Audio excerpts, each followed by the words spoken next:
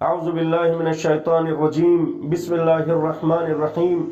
28 رجب المرجب وہ غمناک اور دردناک تاریخ ہے جس تاریخ میں نواسہ رسول، جگر گوش بطول، دلبند علی مرتضیٰ، وارث امام حسن مجتبیٰ، سید الشہداء امام حسین علیہ السلام نے اپنے نانا کے مدینہ منورہ کو الوداع کہا۔ جس وقت حاکم شام معاویہ ابی سفیان کی موت واقع ہوئی اور اس کا منتخب کردہ بیٹا یزید تخت سلطنت پر آیا تو اس نے ولید ولی عہدی مدینہ کے پاس ایک نامہ بھیجا جس نامے میں اس کا یہ حکم تھا کہ حسین ابن علی سے بیعت لے لی جائے۔ مدینہ کے ولی عہد ولید نے امام حسین علیہ السلام کے پاس یہ نامہ بھیجا، امام حسین علیہ السلام کو اپنے دربار میں بلایا اور دربار میں بلانے کے بعد یزید کا یہ حکم آپ کی خدمت میں پیش کیا تو امام حسین علیہ السلام نے اس کے جواب میں بڑا عظیم جملہ کہا کہ جو رہتی دنیا تک کے لیے قابل عبرت ہو گیا۔ اور وہ جملہ کیا تھا؟ وہ جملہ یہ تھا کہ مثلی لا یبایع مثلا، کہ مجھ جیسا انسان یزید جیسے انسان کی بیعت نہیں کر سکتا۔ ایک شریف انسان، دنیا کے شریف ترین انسان کی بیعت نہیں کر سکتا۔ لہذا یہ وہ عظیم جملہ تھا کہ جس جملے کے لیے اور جس مقصد کے لیے امام حسین علیہ السلام نے سب کچھ چھوڑنا گوارا کیا، لیکن یزید جیسے انسان کی بیعت کرے یہ آپ کو گوارا نہ ہو سکا۔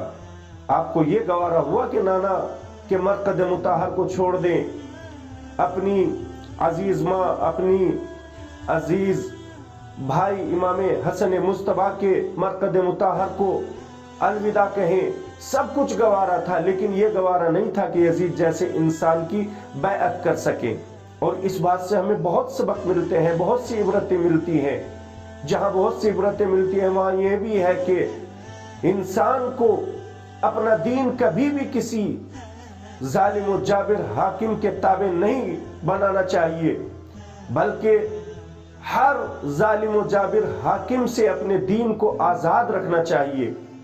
پھر یہ بھی ہے کہ انسان کو ہمیشہ اپنی اصلاح اور لوگوں کی اصلاح کے لیے آمادہ ہونا چاہیے، اس وجہ سے کہ ہمارے مذہب کا یہ شیوا ہے کہ انسان ہر وقت اپنی اصلاح اور امت رسول کی اصلاح میں مشغول رہے، اور انسان کو کبھی بھی آخرت پر دنیا کو ترجیح نہیں دینی چاہیے، بلکہ ہمیشہ آخرت کو دنیا کے اوپر ترجیح دینا چاہیے۔ کبھی بھی انسان کو دین کی اہمیت کو بھلانا نہیں چاہیے۔ انسان کو کبھی بھی یہ نہیں سوچنا چاہیے کہ ہمارا دین سے کوئی تعلق نہیں ہے، لہٰذا اگر بے دینی کی زندگی ہماری گزر رہی ہے تو اس میں بھی کوئی حرج نہیں ہے۔ نہیں، ہمارا سب سے بڑا ہماری زندگی کا مقصد اپنے دین کی حفاظت ہے۔ لہٰذا امام حسین علیہ السلام کی یہ تحریک رہتی دنیا تک کے لیے قابل عبرت ہو گئی۔ امام حسین علیہ السلام اگر یہ شہادت پیش نہ کرتے، یزید نہ جانے دین میں کتنی تبدیلی کر دیتا۔ یزید کی ان تبدیلیوں سے دین کو بچانے کے لیے امام حسین علیہ السلام نے شہادت پیش کی، تو امام حسین علیہ السلام کی شہادت کے بعد کوئی ایسا یزید جیسا سورما پیدا نہیں ہوا کہ جو دین میں ذرہ برابر بھی تبدیلی کر سکے۔ لہذا امام حسین علیہ السلام کی یہ شہادت نہ اقتدار حاصل کرنے کے لیے تھی، نہ حکومت حاصل کرنے کے لیے تھی، بلکہ اپنے نانا محمد مصطفیٰ اور اپنے بابا علی مرتضیٰ کے دین کی حفاظت کے لیے تھی۔ لہذا ہمیں بھی ان کے دین کی حفاظت میں ہر وقت کوشاں رہنا چاہیے۔ وآخر دعوانا ان الحمد للہ رب العالمین۔